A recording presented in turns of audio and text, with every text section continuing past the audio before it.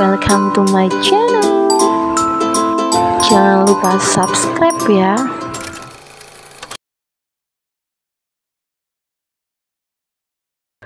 Tanpa sepengetahuan Devano, diam-diam Wulan juga menemui dokter untuk berkonsultasi. Jangan lupa, meskipun sebelumnya Wulan hanyalah seorang babysitter, dia adalah wanita yang cerdas.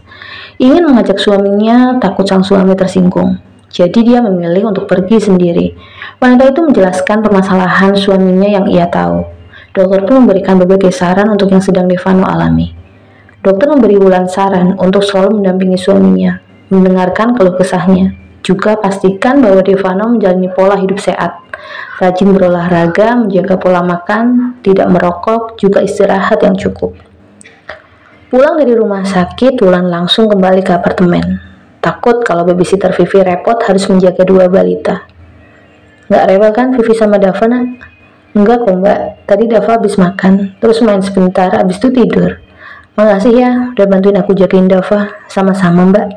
Setelah melihat Dava yang tertidur pulas, Wulan memutuskan untuk mandi. Sebentar lagi Devano pulang. Dia harus menyambutnya dengan tubuh yang wangi.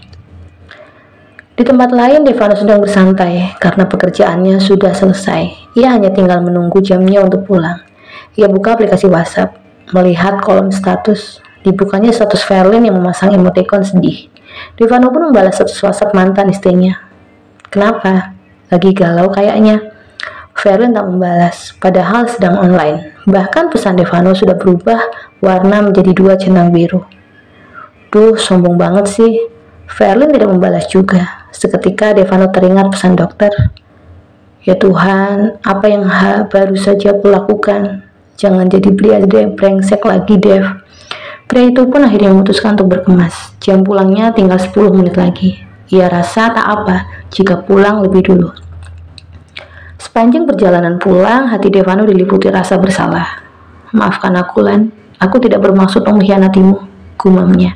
Memasuki apartemen, ia langsung melangkah ke kamarnya. Ia akan segera mencari rumah baru. Jujur saja, rasanya sangat risih tinggal di apartemen yang kecil, kurang leluasa. Di dalam kamar terlihat Wulan sedang menyemprotkan parfum ke tubuhnya. Dress bunga-bunga kecil selutut sudah menempel indah di tubuh wanita itu. Mendengar pintu terbuka, pandangan Wulan langsung tertuju ke sana. Hai, Mas sudah pulang, sapanya. Sambil berjalan mendekat ke arah Devano yang tertegun di tempatnya, mendengar Wulan memanggilnya Mas. Wulan meraih tas kerja Devano, kemudian melepas jas pria itu. Kenapa? Kaget ya? Kita suami istri sekarang. Jadi, aku sudah memutuskan untuk memanggil suamiku dengan panggilan Mas. Karena aku keturunan Jawa. Rasanya gimana aja gitu, manggil suami dengan panggilan bapak. Apalagi pakai kata saya. Devano tersenyum. Selama ini dia tidak memikirkan hal itu. Saya juga akan belajar untuk mengganti saya jadi aku.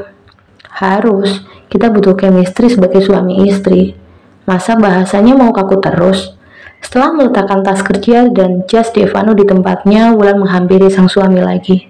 Ia kendurkan dasi Devano, kemudian melepasnya. Mau mandi?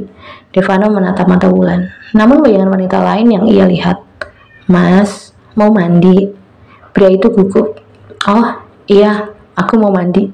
Mas, kenapa? Apa ada masalah di kantor? Tidak ada.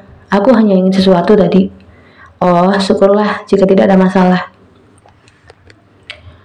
Di rumahnya, Verlin merasa terkejut. Mengapa Devano tiba-tiba menghubunginya lagi? Bukankah pria itu sudah menikah dan jauh lebih baik hidupnya sekarang? Bukan Verlin tidak mau berteman dengan Devano lagi. Hanya saja rasanya sakitnya masih belum hilang sampai sekarang. Masalahnya dengan Evan belum juga membaik. Sudah beberapa hari ini Verlin tidur di kamar tamu bersama Arvin. Meskipun Evan terus saja membujuk Verlin belum ingin berdamai. Semua kebutuhannya dan kebutuhan Arvin ia bawa ke kamar.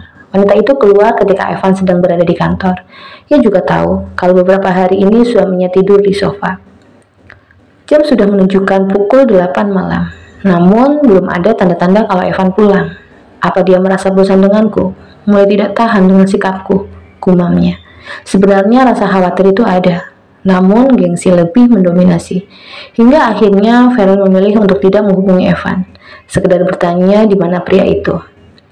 Pukul 10 malam ponsel Verlin berdering. Nomor tidak dikenal yang menghubunginya. Kebiasaan wanita itu enggan menerima telepon yang tidak jelas asal-usulnya. Baru di panggilan ketiga, Valen menerimanya. Halo? Iya, halo. Kami dari polisi lalu lintas. Apa Anda mengenal pria bernama Evander? Iya, saya mengenalnya. Valen mulai merasa ada yang tidak beres. Anda siapanya? Saya istrinya. Mobil Pak Evander mengalami kecelakaan di jalan tol. Saat ini kami sudah membawanya ke rumah sakit. Valen mematung di tempatnya. Kecelakaan? Benarkah? Dia sedang tidak diperang kan? Halo, Ibu? Iya Pak, di rumah sakit mana? Polisi menyebutkan salah satu rumah sakit. Baik Pak, saya akan segera ke sana. Telepon. Setelah itu polisi menutup telepon. Air mata Valen bercucuran. Tuhan, apa Engkau sedang menegurku? Jaga suamiku Tuhan, selamatkan dia. Bayangan akan kehilangan Evan membayangi pikirannya. Bagaimana jika nanti Evan pergi? Bagaimana jika Evan pergi sebelum ia mengatakan kalau dia sudah memaafkannya? Tidak, jangan ambil Evan Tuhan. Jangan ambil suamiku. Aku tidak siap kehilangan dia. Aku tidak akan sanggup. Di tengah pikirannya yang sedang kalut, ia mendapat notifikasi dari portal berita online tentang kecelakaan. Ia pun membukanya. Di berita itu ada sebuah gambar mobil yang bagian depannya ringsek. Ia perbesar gambar itu. Seakan tak percaya, plat mobil itu merupakan plat mobil suaminya. Valen yang tadinya sedang berpikir akan menitipkan Arvin pada siapa, akhirnya memutuskan untuk membawa bayi itu ke rumah sakit. Nah, kita ke rumah sakit. Kita doakan papa tidak kenapa-kenapa ya. Sambil menunggu taksi online yang dipesannya, Valen terus berdoa. Semoga Tuhan masih melindungi suaminya. Masih memberi pria itu umur panjang. Sepanjang perjalanan menuju rumah sakit, Valen terus berdoa. Semoga suaminya tidak mengalami luka parah. Ia menyesal beberapa hari ini telah mendiamkannya, terlalu kekanak-kanakan, hanya memikirkan perasaannya sendiri. Arvin dalam dekapannya masih tertidur pulas, setidaknya tidak menambah kepanikan. Begitu sampai di rumah sakit, Valen segera turun dari taksi setelah membayarnya. Langsung masuk menuju ruang resepsionis dan menanyakan ruangan Evan. Kata suster jaga, korban kecelakaan masih berada di ruang IGD. Namun lukanya tidak parah. Hati Valen lega. Ia ingin segera menemui suaminya, mengucapkan beribu kata maaf. Setelah mendapat petunjuk di mana ruang IGD berada, Valen langsung ke sana. Hatinya deg-deg. Semoga saja Evan tidak sedang marah kepadanya karena sikap wanita itu. Pintu terbuka. Evan yang tadinya sedang mengobrol, lebih tepatnya menceritakan kronologi kecelakaan kepada polisi dan dokter, langsung mengarahkan pandangannya ke pintu. Pasangan suami istri itu saling tatap, seperti dua manusia yang sudah lama tidak bertemu. Mata mereka penuh dengan kerinduan. Evan tersenyum. Tangannya ia rentangkan. Polisi dan dokter menyadari siapa wanita yang baru datang. Mereka langsung menyingkir sejenak. Valen melangkah ke arah Evan. Air matanya tak bisa lagi ia bendung. Begitu di depan suaminya, ia langsung menubruk pada dada pria itu, menumpahkan tangis di sana. Evan pun memeluknya dengan erat. Udah, aku nggak apa-apa, ucapnya menenangkan. Setelah mendapat telepon dari polisi, aku baca berita online. Di sana ada berita tentang kecelakaan, dan di gambar ada mobil kamu, ringsek. Aku sampai takut kalau terjadi sesuatu sama kamu. Aku sama siapa? Arvin sama siapa? Aduh, Valen di tengah tangisnya. Iya, mobilnya parah memang, tapi Tuhan masih menyelamatkanku. Aku cuma lecet. Valen mengamati wajah juga tubuh Evan. Iya, tidak ada luka yang terlihat parah.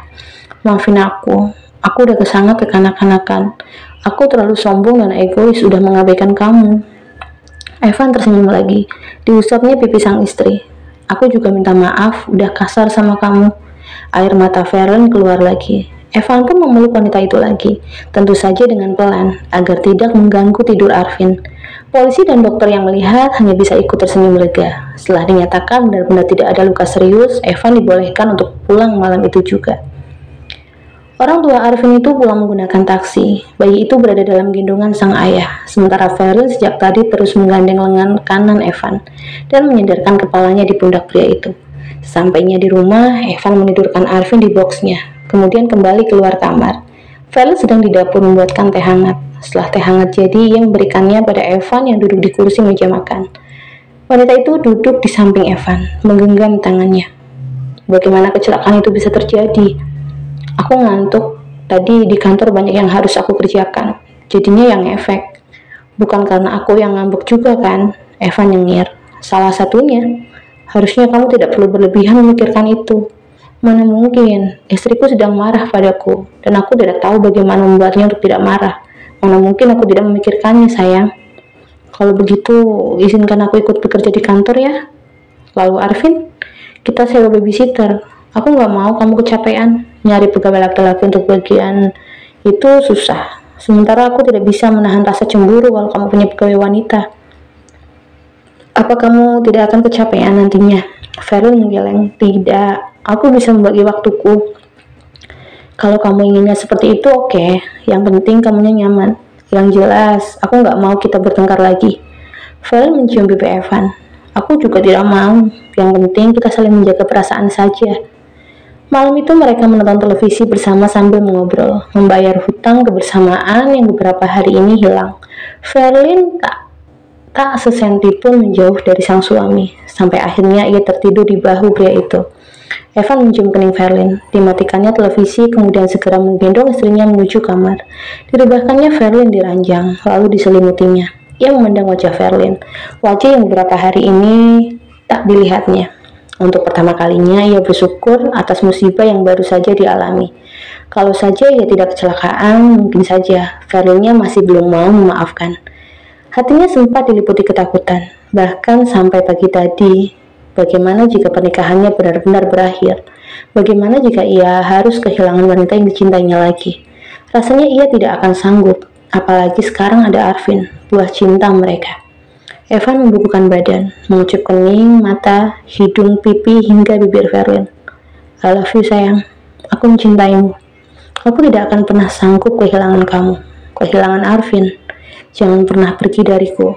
Aku tidak akan pernah membiarkan itu terjadi. Kalian hidupku, kalian napasku. Beberapa hari saja tanpa kalian, aku sudah kehilangan arah. Iya, Evan benar. Penyebab kecelakaan yang dialaminya bukanlah masalah pekerjaan yang terlalu banyak. Namun karena ia banyak melamun, memikirkan cara bagaimana meluluhkan hati sang istri. Hingga akhirnya mobilnya lepas kendali di jalan tol. Untung saja, jalan bebas hambatan itu sedang dalam keadaan sepi. Jadi tidak sampai mencelakai pengemudi lain. Dan untungnya Tuhan masih memberinya kesempatan untuk hidup. Kesempatan untuk bisa membahagiakan anak dan istrinya. Setelah puas memandangi sang istri, Evan beranjak ke box sang putra. Putranya yang begitu mirip dirinya itu terlihat begitu damai dalam tidurnya. Nak, jadilah penguat papa dan mama ya. Kamu segalanya untuk kami. Kami sangat beruntung bisa memiliki kamu.